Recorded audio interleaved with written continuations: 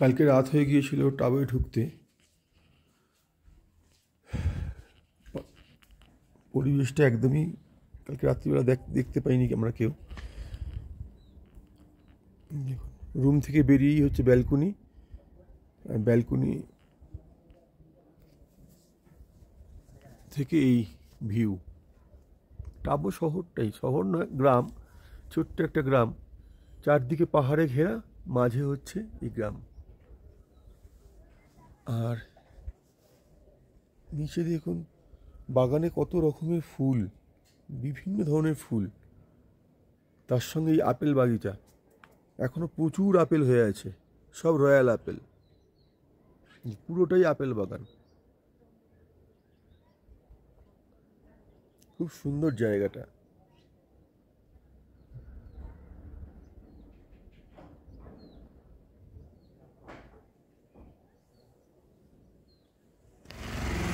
এখন সকাল 9টা বাজে। এই সময় টাবো মনেস্ট্রি খুলবে, তো আমাদের সকলেই চলে এসেছেন মনেস্ট্রির সামনে।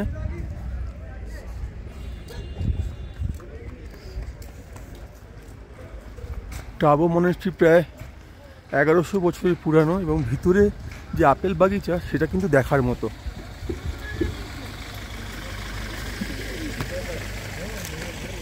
এবং বাঁ দিক দিয়ে যে রাস্তাটা চলে গেছে, এই রাস্তা বরাবর গেলে আপনারা হেলিপ্যাড দেখতে পাবেন। এই সোজা গেলে হেলিপ্যাড, আর এই হচ্ছে মনেস্ট্রির দরজা। মনেস্ট্রির যে আপেল বাগিচা, প্রতি বছরই আসি, একদম থুকথুক করে আপেলে।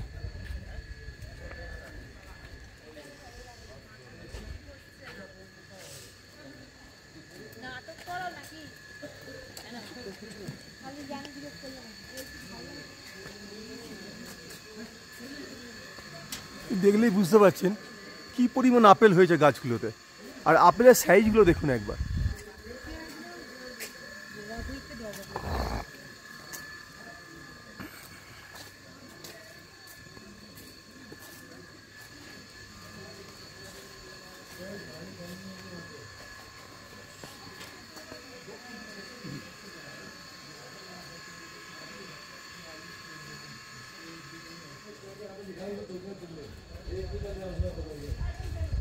এই গাছটাতে তো শুধুই আপেল, পাতাও বলতে গেলে কম, এত আপেল।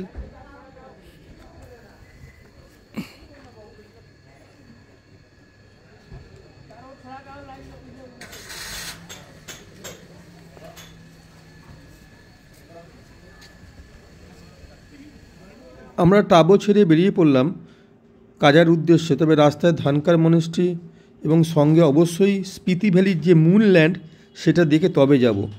রাস্তার সৌন্দর্যটাও উপভোগ করুন, গাছগুলো কীরকম রঙিন হয়ে ওঠে এই সময়। ঠিক রাস্তাটা যেন সেই লাদাখেরই মতো, তাই না? যারা লাদাখ গেছেন বুঝতে পারবেন, সিন্ধু নদীর পাশ দিয়ে যখন কার্গিল থেকে লের দিকে যাবেন, ঠিক যেন সেই একই রকম দৃশ্য। টাবো থেকে ধানকার মনেস্ট্রি যাওয়ার পথে প্রতি বছরই আমরা এখানে যদি দাঁড়াই। এটা হচ্ছে স্পিতি ভ্যালির মূল ল্যান্ড। কেন বলা হয় দেখুন, এই যে পাহাড়ের যে কালার দেখুন, চাঁদের মাটির মতো অনেকটা অংশ জুড়ে, সেই কারণেই এখানে বলা হয় মূল ল্যান্ড। তার সঙ্গে তো নদী রয়েইছে।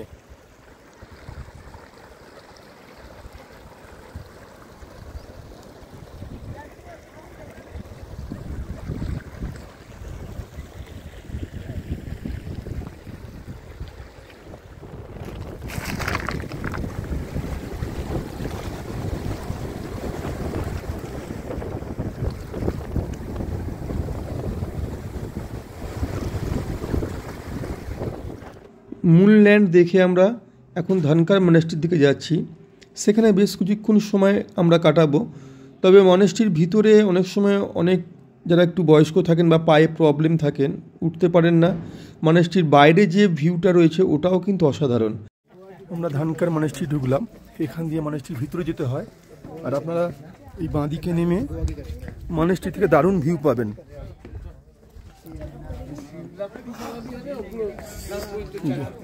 এদিকের ভিউটা দুর্দান্ত।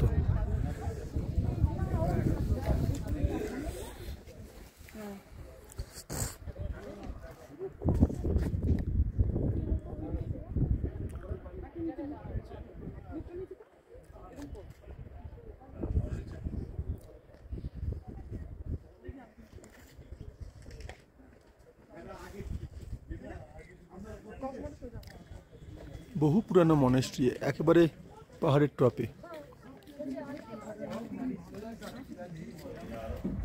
কাজাতে পৌঁছলাম আমরা দুপুর 3:30। এসে প্রথমে আমরা লাঞ্চ করে নিচ্ছি। লাঞ্চ করে আজকে এখানেই রেস্ট।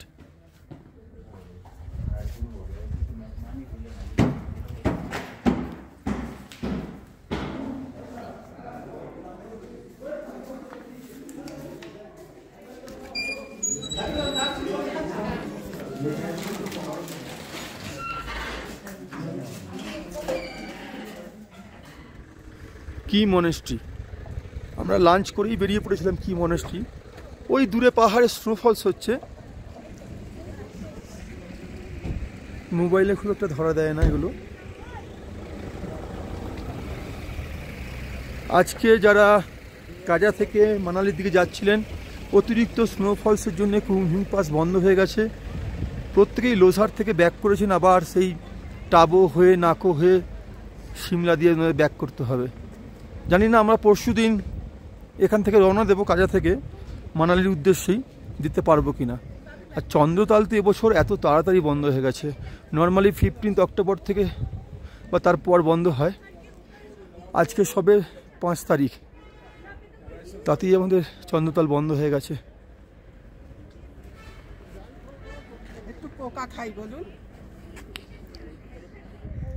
কাজা মনেস্ট্রি অনেকটাই উঠতে হয়, তবে আমাদের বেশিরভাগ লোকই কিন্তু প্রায় উঠে গেছেন। এখানে যদি উঠতে পারেন কষ্ট করে, সেখান থেকে ভিউটা দেখুন। পাশ দিয়ে স্পিতি নদী বয়ে যাচ্ছে, স্পিতি ভ্যালি।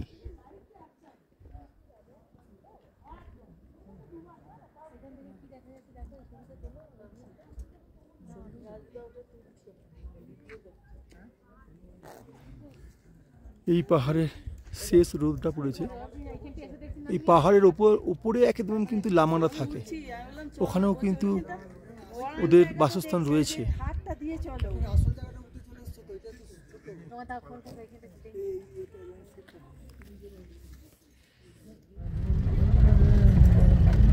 কি মনেস্ট্রি দেখে আমরা চিচাম ব্রিজের দিকে যাচ্ছি।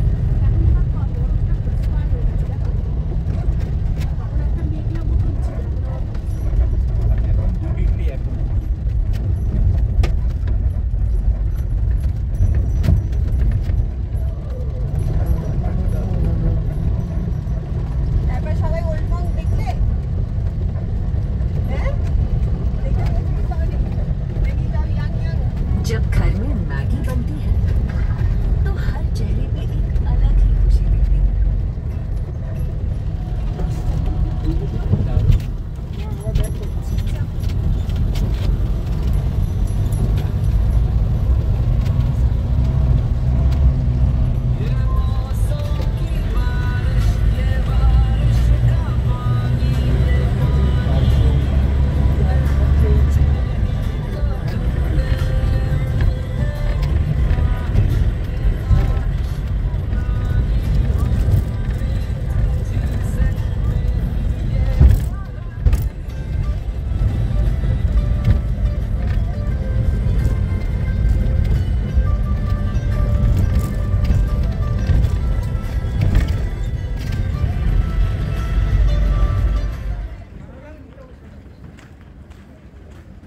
এশিয়ার ওল্ডেস্ট হ্যাঙ্গিং ব্রিজ, চিছাম ব্রিজ।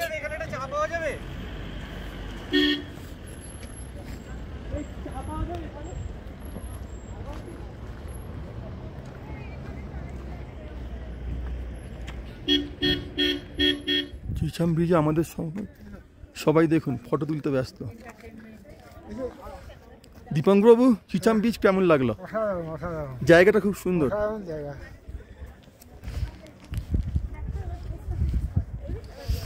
এখানে শুভজিৎ, ওখানে সাধনা মাসিমা, বড়দি, সবাই ফটো তুলতে ব্যস্ত। খুব ঠান্ডা লাগছে? খুব ঠান্ডা লাগছে। আচ্ছা, ব্রিজের ভিড় ঢাকা হয়ে গেছে।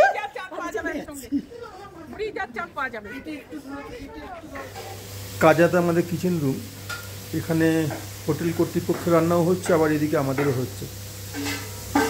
সন্ধ্যাবেলা স্ন্যাক্সের বিশেষ সময় পাওয়া যায়নি, ওই জন্য পেঁয়াজি করা হয়েছে।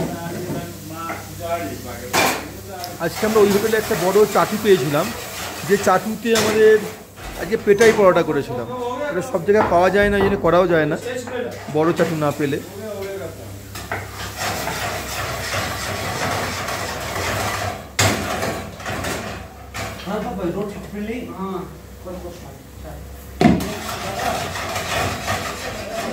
আজকে মেনু ভাত আছে, ডাল আছে, পটলের একটা প্রিপারেশন আছে, ভাজাও আছে, আচ্ছা ভাজা আছে, ভাত না খেলে রুটি। আর এখানে কি আছে?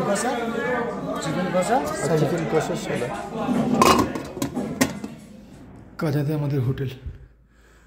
একটা রুম দেখে নিই।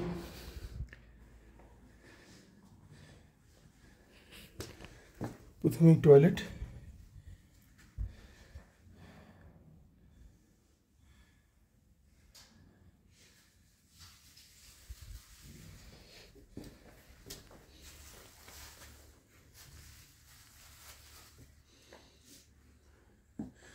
প্রতিটা রুমই ব্যালকনি আছে। সকালবেলা দেখব। পরের ভিডিওয়ে আবার দেখা হচ্ছে।